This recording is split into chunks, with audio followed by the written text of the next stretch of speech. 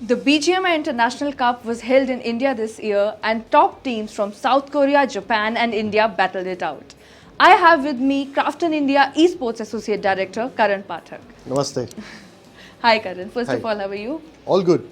So the stage that was set up was pretty nice. I think it's the first time that we are seeing such a grand level stage. How did the inspiration about it came I about? think it came from the tournament itself.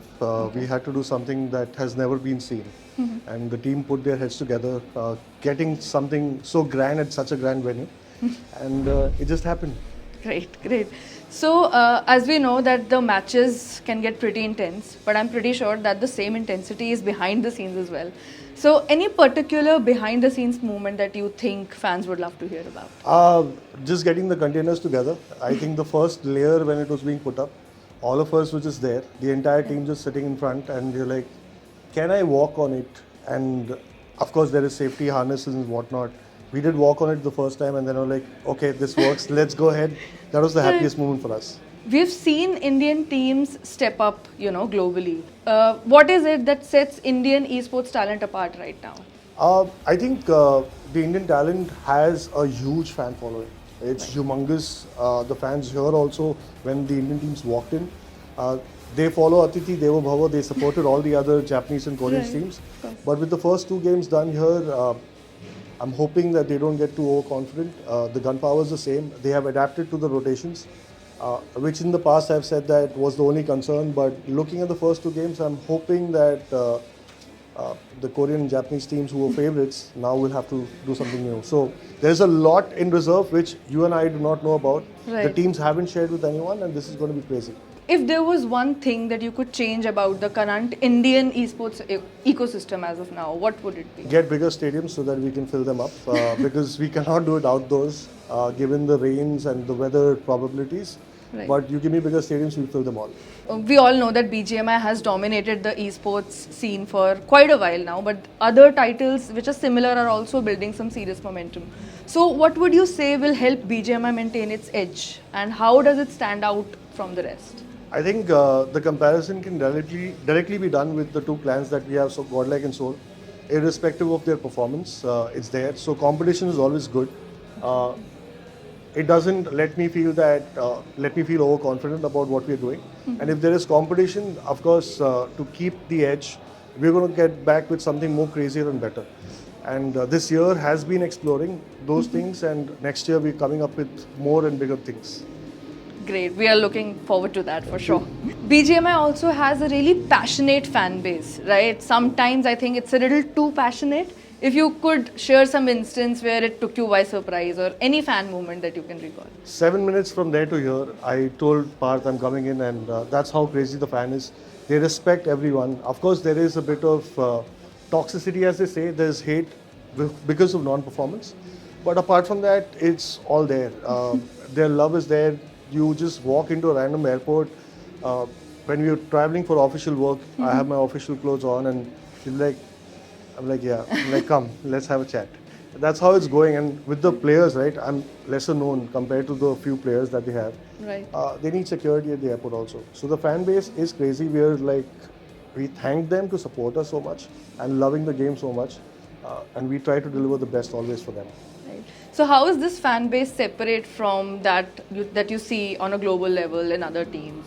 If you could just distinguish it somehow. I think with Battle Royale, not a lot of teams have been around for a very long time. Even in the Korean teams, there are about 4 top teams in the entire nation. In Japan, about 2 of them, which have sustained for a very long time. Right. But in India, if you're a new team, let's just say Nebula, Adi has been there for the longest time. Nobody knew about him. Nobody was talking about him. Right. He had this comeback story or evil story that he wanted to do. The villain arc is, as they say, fans started following him, respecting him. But the Indian audience, as fast as they respect you, the sooner they go away also. So consistency is the key. In India, in one tournament you perform, you can become big. But if you're consistent, that audience is not going anywhere. You know, there are a lot of people who think that esports is just gaming. How would you explain to skeptics that it is a legitimate career path involving a lot of hard work? Actually, they're not wrong because they haven't understood this segment. It's very difficult for them to understand what esports is. There are a few kids out there who play for 6 hours completely and say that, hey, I'm going to become the best. But in reality, the ones who are serious, they're gaming for about 3 hours. They'll participate in a tournament in those 3 hours. What they'll do next is go back to their coach, understand what the rotation is. If they do not have a coach, they'll discuss that what the mistakes were, learn, and the seriousness can be different. Apart from these 6 hours of gameplay or education, they're going to gyms. They have understood that the right diet works, sleeping on the right time works. Absolutely. I think a core example would be OG. These guys have been waking up at 7:30 in the morning before they even started coming to the lands. So that sort of a discipline is to be formed. And once people know, once you share these stories with them, they'll understand that it's just not gaming and time pass nahi hai. There is actually a legitimate career here. So the focus will change. Absolutely. Now, India has a massive, mobile-first gaming audience. But do you think that PC and console will also ever get the same love here? It did. I'm a PC gamer of my time. We loved PC gaming. There is a very strong community there. Yes, mobile first because it's easily accessible. That's the reason why it's there. Right. But PC gamers are there. The events, I think, is not being covered by everyone. Request you guys to go there too.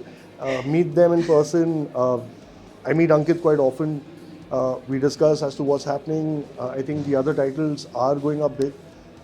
We would have some news with our PC tournaments also in the next year, maybe. I don't know for sure. Now we're still in the planning, but we should have something there. And this community that you say about the PC gaming is super strong. It's a very niche crowd. Let's just say that 10% can run a lot of things.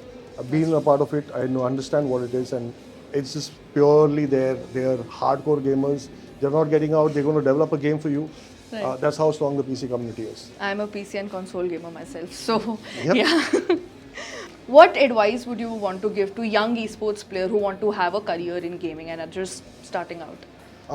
Don't just look at the name and fame. Look at the hard work that they had to put in.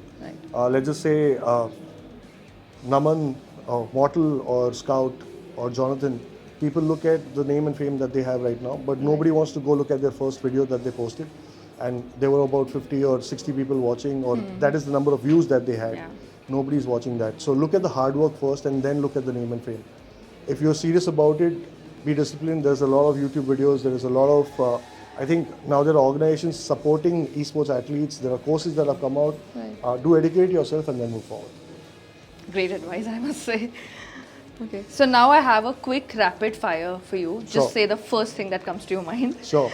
Right? If you weren't at Krafton, what job would you want instead I would be in the HR team. Favorite BGMI map? Erangel, of course. One pro player that you would never want to face in a 1v1? Jonathan. Your go-to drop location in BGMI? Previously it was Yasnaya, but now that we play classic matches, we go at the event and wherever the map takes us. Headphones or controller, what can't you live without? Headphones. One word that you would say describes the BGMI community. Let's go. Nice. If you could add one Indian city to BGMI and why? Mumbai, I'm from there. Would love to have a track where trains are moving, like the past events that we've had.